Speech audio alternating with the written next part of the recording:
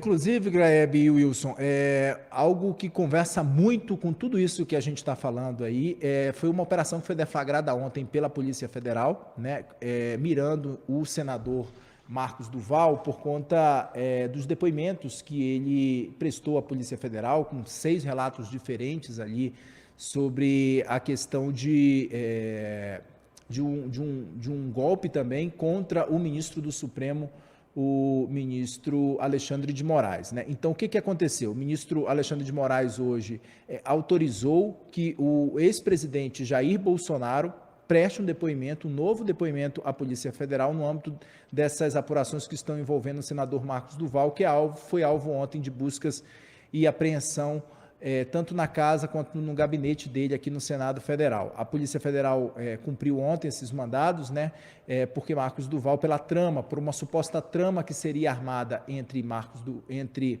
o ex-presidente Jair Bolsonaro, o ex-deputado federal Daniel Silveira, e que Marcos Duval gravaria essa conversa com Alexandre de Moraes, ainda por postagens antidemocráticas.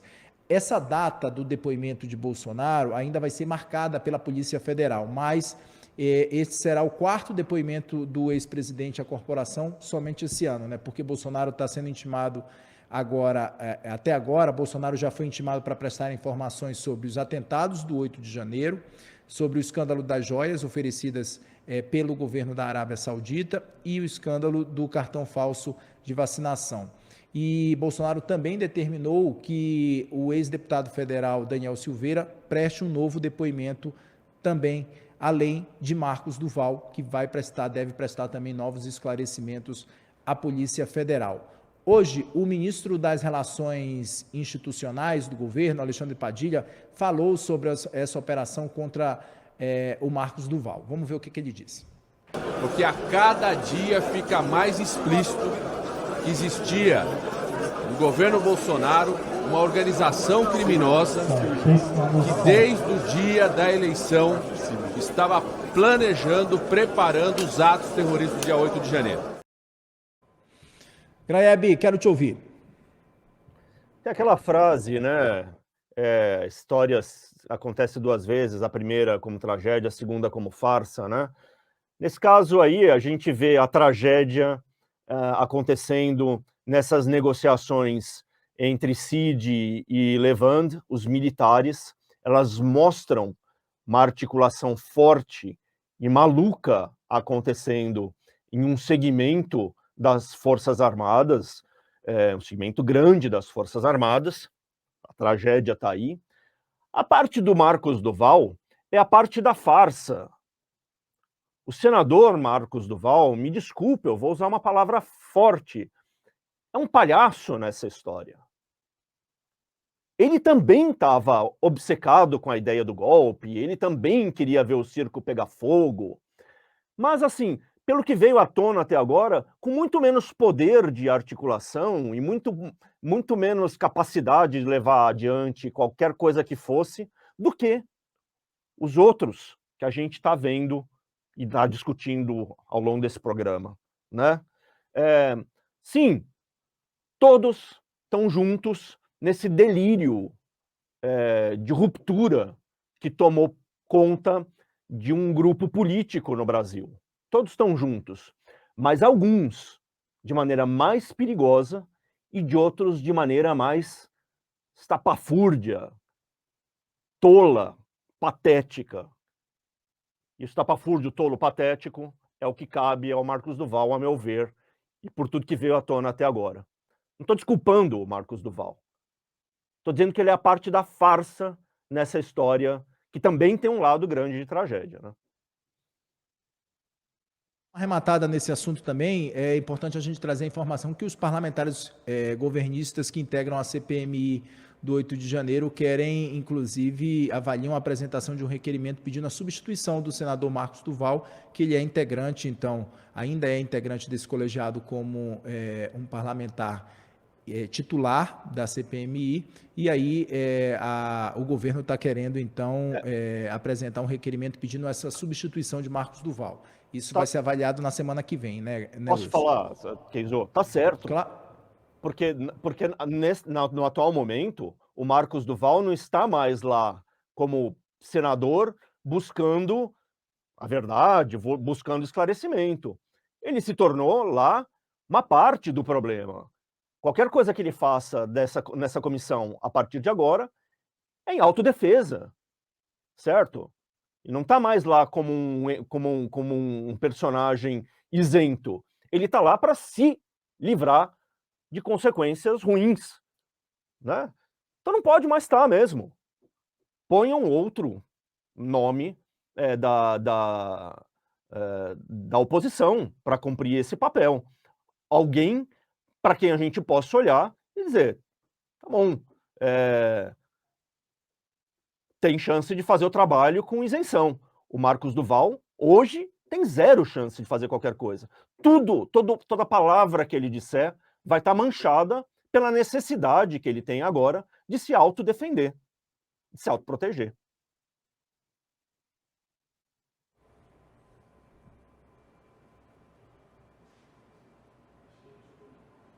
Wilson, acho que tem um delay um pouco maior, mas o Wilson pode dar uma arrematada nesse assunto, Wilson? Aqui que tá. Aí, agora sim, abriram. Eu acho que aquele vírusinho do microfone foi. Enfim, tá passeando aqui por Curitiba. Mas. E o Grebe tem. E só para pegar um pouco do que o Grebe falou, eu acho que é importante mesmo a saída do Marcos Duval desse trabalho da CPMI, porque ele, como integrante da CPMI, ele, como titular do colegiado, regimentalmente, ele pode propor requerimentos. E um requerimento dele pode ser aprovado. Então, você pode, por exemplo, ter um caso, vamos colocar aqui como exemplo, ele pode, a CPI, inclusive, aprovou requerimento de compartilhamento de provas de outras investigações, como da CPMI, também do material que já está sendo levantado pelo STF. Então, se o Marcos Duval, por exemplo, tem acesso a um documento até de caráter sigiloso, que CPI tem acesso, então ele pode aproveitar esse material e fazer a sua própria defesa mesmo. Então, a preocupação do Graeb, tecnicamente, ela é importante também por esse sentido. Agora sim, o Marcos Graeb, quase que eu ia juntar o Marcos Duval com o Carlos Graeb, olha que maldade.